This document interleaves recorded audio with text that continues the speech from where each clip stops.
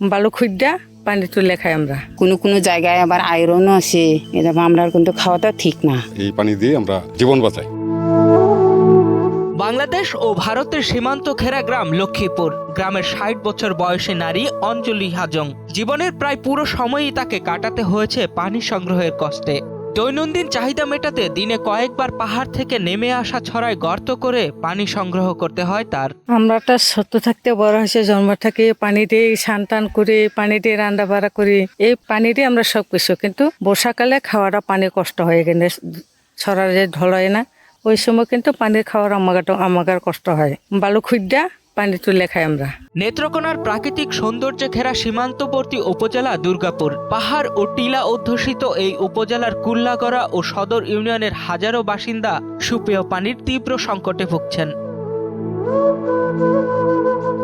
পাহাড়ের উঁচু এলাকার বাসিন্দাদের দিনে কয়েকবার নিচে নেমে পাহাড়ি ছড়া থেকে পানি সংগ্রহ করতে হয়। বর্ষা মৌসুমে বৃষ্টির পানিতে ছড়ার পানিও ঘোলা হয়ে যায়, যা খাওয়ার উপযোগী করা আরো কষ্টসাধ্য। পাহাড় এলাকায় ঘরবাড়ি যাইতে আইতে অনেক কষ্ট হয়, আমাদের পরিশ্রম হয়। উঠালাম কতবার পানি নিতে হয়, কিন্তু আমরা পানির সুযোগ সুবিধা নাই। তারপরে আমরা মনে করি এগুলো পানি ব্যবহার করতে হয়, নিজস্ব পানি নাই। বালু খুঁড়ে আমরা পানি খাওয়া দাওয়া করি, গা গোসল করি।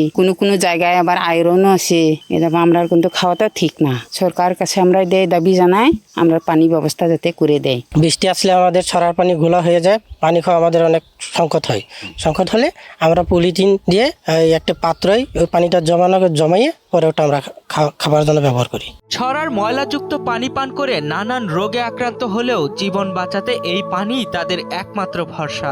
দীর্ঘদিন ধরে এই সমস্যার স্থায়ী সমাধান না হওয়ায় বিগত সরকারের প্রতি ক্ষোভ ও আক্ষেপ রয়েছে তাদের। জীবনের সব আয়োজন এখানে একসাথে।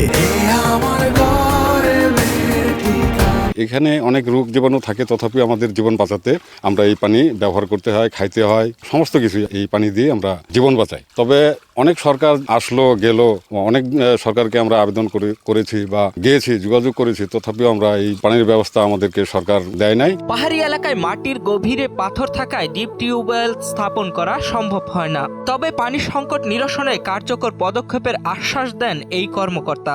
পাহাড়ে মাটি হওয়ায় প্লাস ভৌগোলিক কারণে আমরা ডিপ টিউবওয়েল এখানে করতে পারি না।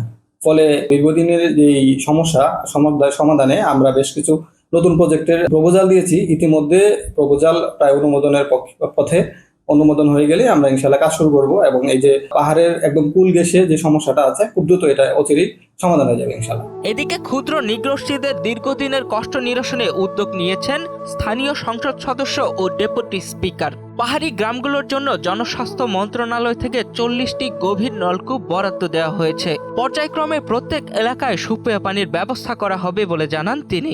পাহাড়ের নিচে যারা থাকেন, ক্ষুদ্র নিগোষ্ঠী অর্থাৎ গারো হাজং, তাদের পানিটা সবচেয়ে বেশি সমস্যা। সবারই আছে, বাট ওখানে সবচেয়ে বেশি সমস্যা।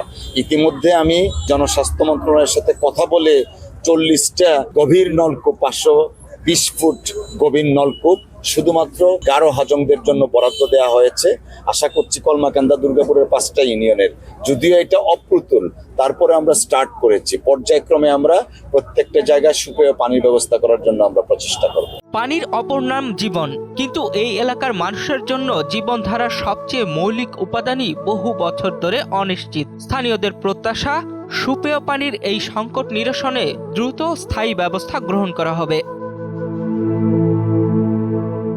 আল নোমান শান্তর পাঠানো তথ্য ও ভিডিও চিত্রে ডেস্ক রিপোর্ট, কালের কণ্ঠ।